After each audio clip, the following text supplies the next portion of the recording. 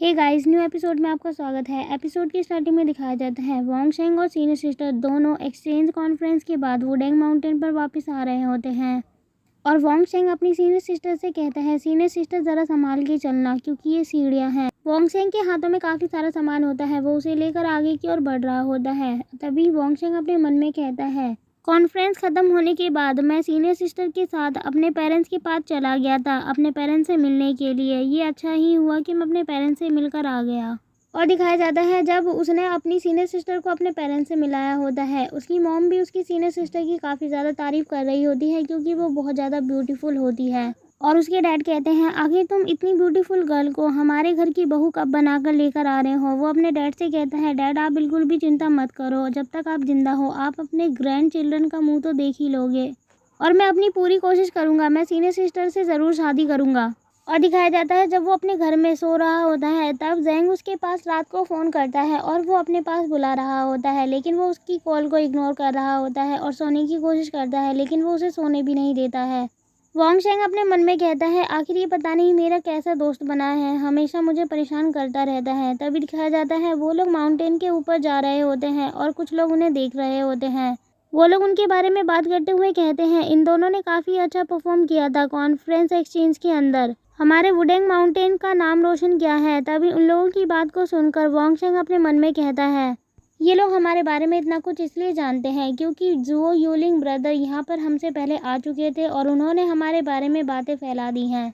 वो लोग आगे की ओर जा रहे होते हैं और वोंग शेंग अपने मन में कहता है, प्रीवियस लाइफ में मुझे नहीं पता आखिर मुझे किसने मारा, लेकिन अगर मुझे मारने वाला मेरा मास्टर हुआ होता तो शायद मैं कभी भी एक मॉन्क की तरह ज़िंदगी जीना नहीं पसंद करता, लेकिन इस लाइफ में मेरे जो मास्टर है वो काफ़ी ज़्यादा अच्छे हैं। तभी दिखाया जाता है वो लोग अपने मास्टर के पास पहुंच चुके होते हैं, सामने उनके मास्टर खड़े हुए होते हैं। वो दोनों अपने मास्टर को बो करते हैं, मास्टर हम लोग वापस आ गए हैं। मास्टर उनकी बातों को सुनते हैं और कहते हैं, आखिर तुम दोनों ने अपनी प्रोफाइल को छिपाकर क्यों नहीं रखा लोगों से। और जब वो ये बोल रहे होते तो वो काफ़ी ज़्यादा सीरियस होते हैं। वोंग शेंग भी डरा हुआ होता है और सीनियर सिस्टर भी डरी हुई होती है, इसीलिए वो वोंग शेंग के पीछे जाकर खड़ी हो जाती है और वोंग शेंग अपने मास्टर को एक्सप्लेन करने की कोशिश कर रहा होता है। तभी अचानक से उसके मास्टर हंसने लग जाते हैं और हंसते हुए कहते हैं, तुमने काफ़ी अच्छा काम किया है। और वो उसकी पीठ थपथपाते हुए कहते हैं, भले ही हम एम्परर ज़ैन-वू ताओइज्म से बिलोंग नहीं करते, लेकिन हम वुडेन के माउंटेन पर रहते हैं, इसीलिए हमारा ये फ़र्ज़ बनता है कि हम वुडेन माउंटेन की हिफाजत करें और उसकी आन बान शान को बनाए रखें। उसके मास्टर कहते हैं, तुम्हें अपने ऊपर शर्मिंदा होने की कोई ज़रूरत नहीं, तुम अब इस माउंटेन पे वापस आ चुके हो तो इसीलिए अब तुम्हें और भी ज़्यादा अच्छे तरीके से प्रैक्टिस करनी होगी।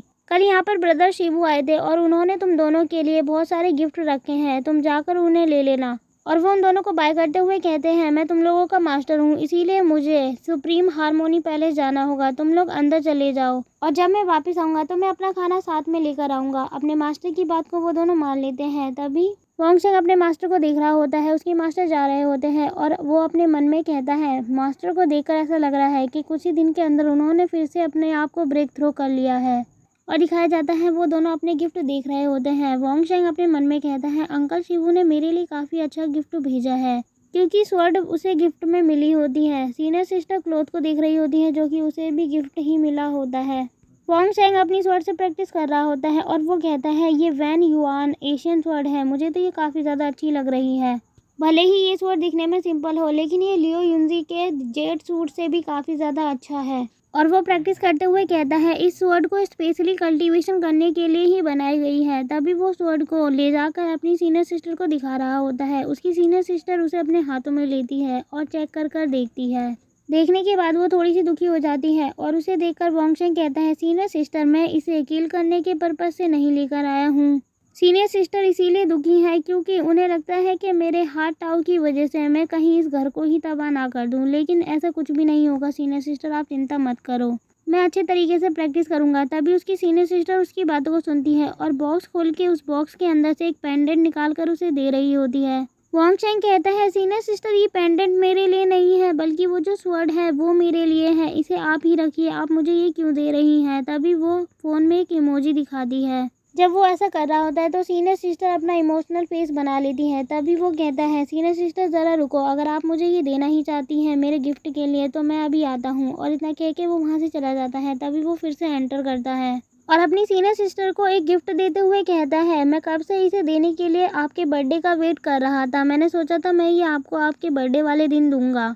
और वो कहता है, सीनियर सिस्टर अगर आप मुझे सच में कुछ देना चाहती हैं तो उससे पहले आपको ये मुझसे लेना होगा। सीनियर सिस्टर उससे वो ले लेती है और वो काफ़ी ज़्यादा खुश होती है। तभी दिखाया जाता है वॉन्गशेंग बैठ के प्रैक्टिस कर रहा होता है और सीनियर सिस्टर भी बैठ कर प्रैक्टिस कर रही होती है। वॉन्गशेंग अपने मन में कहता है, अभी कुछ ही दिन हुए हैं, मैंने अपनी प्रैक्टिस और कल्टीवेशन को स्टेबल किया ही है और अब मैं सोच रहा हूँ कि 1 साल के अंदर अपने आप को और भी ज़्यादा बेहतर कर लूँ। लेकिन तभी वो कहता है, 1 महीना ही हुआ था हमें वापस माउंटेन पर आए हुए, लेकिन उससे पहले ही हमें एक बुरी खबर सुनने को मिल गई। और तभी दिखाया जाता है अंकल शिवू चिल्लाते हुए आ रहे होते हैं।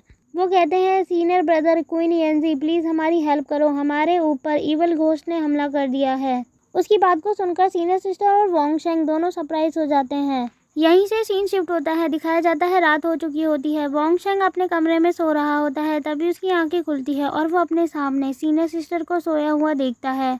ये देखकर वो उठ जाता है और शर्माते हुए कहता है, आखिर सीनियर सिस्टर मेरे कमरे में क्या कर रही हैं। तभी उसकी बातों को सुनकर सीनियर सिस्टर की आंखें खुल जाती है। वो उसे पकड़ती है और कुछ बताने की कोशिश करती है। तभी वॉन्गशेंग उससे कहता है, सीनियर सिस्टर मुझे माफ़ करना, मैंने आपको जगा दिया। तभी सीनियर सिस्टर उंगली से इशारा करती है खिड़की की तरफ। वॉन्गशेंग पीछे देखता है और वो कहता है, अच्छा तो आपको ठंड लग रही है। तभी वॉन्गशेंग उसे ब्लैंकेट उड़ा देता है और वो कहता है, सीनियर सिस्टर अब आप जल्दी से सो जाओ क्योंकि कल सुबह मुझे जल्दी उठना है। उसकी बात को सीनियर सिस्टर मान लेती है और वो सो जाती है। उसकी सीनियर सिस्टर को डर लग रहा होता है, इसीलिए वो अपनी सीनियर सिस्टर के ऊपर अपने हाथों को रखता है और वो अपने मन में कहता है, सीनियर सिस्टर इतनी ज़्यादा इसलिए डरी हुई है क्योंकि अंकल शिवू दोपहर में आए थे और उन्होंने घोस्ट के बारे में बताया था। सीनियर सिस्टर बचपन से ही घोस्ट से काफ़ी ज़्यादा डरती हैं।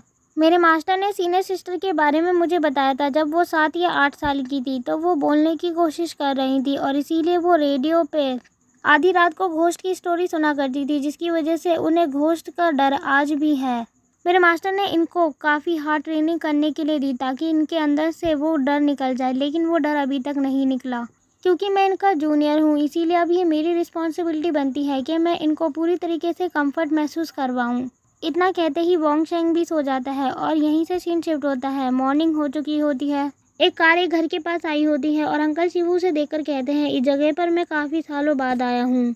जुओलिंग वॉन्गशेंग को देखता है और वो कहता है, वॉन्गशेंग सीनियर सिस्टर के साथ कैसे चेंज हो सकता है। वॉन्गशेंग के गले में एक अजीब सी माला होती है और वो जुओलिंग से कहता है, मेरे हाथों में बुद्धा की मूर्ति इसलिए है क्योंकि ये हमारे लिए लकी साबित हो सकता है। और वो दूसरी पोर्ट्रेट को दिखाते हुए कहता है, अगर घोस्ट किसी दूसरी कंट्री से हुआ तो ये हमारी हेल्प करेगा उससे बचने के लिए। तभी वो अपने मन में कहता है, आखिर सीनियर सिस्टर ने मुझे ये सब क्यों दिया। और वो कहता है, शायद सीनियर सिस्टर ने ये मुझे इसलिए दिया है क्योंकि वो अपनी फीलिंग्स दिखाना चाहती थी। ये सब देने के बाद कोई बात नहीं, मैं इसे अपने साथ ही रखूँगा और ले जाऊँगा। तभी सामने का दरवाज़ा खुलता है और एक बंदा अंदर से बाहर आते हुए कहता है, तो तुम ही हो इस घर के सेकंड चाइल्ड। उस घर के अंदर से एक बंदा बाहर आता है, वो भी अपने गार्ड के साथ। वो कहता है, ये घर तो बहुत ज़्यादा हॉन्टेड है, मैं इस घर में वापस नहीं आऊँगा, इसीलिए तुम चिंता मत करो। जुओलिंग कहता है, तो ये अंकल शिवू का घर है जो कितना ज़्यादा हॉन्टेड है। वॉन्गशेंग कहता है, इसमें कोई अजीब बात नहीं कि अंकल शिवू ने इसे दुनिया से छिपा कर रखा क्योंकि वो इसकी ट्रू पावर को खुद ही अचीव करना चाहते होंगे। और तभी दिखाया जाता है वो सभी लोग एक साथ इकट्ठे हो जाते हैं। अंकल शिवू अपनी पावर का यूज़ करते हुए कुछ स्पेल कास्ट करने लग जाते हैं। तभी अंकल शिवू अपनी स्वॉर्ड का यूज़ करते हैं और उनकी स्वॉर्ड में से एनर्जी भी बाहर निकल रही होती है। वो एनर्जी उनकी स्वॉर्ड से निकलती हुई ज़मीन से टकराती है। अंकल शिवू की बात को मानकर जुओलिंग आगे बढ़ रहा होता है और वो कहता है, मुझे अंकल ने कहा था नई शुरुआत करने के लिए पुरानी शुरुआत को ख़त्म करना पड़ता है। और तभी दिखाया जाता है वॉन्गशेंग एक दरवाजे की ओर जा रहा होता है और वो वहाँ का दरवाज़ा खोलकर अंदर की ओर बढ़ रहा होता है। वो अपने मन में कहता है, एक अच्छा डिसाइपल वही होता है जो अपने मास्टर के नक्शे कदम पे चले और जितनी चीज़ें उन्होंने अचीव की हैं उन्हीं की तरह बहुत सी चीज़ों को अचीव करे और उनका गौरव बनाए रखे।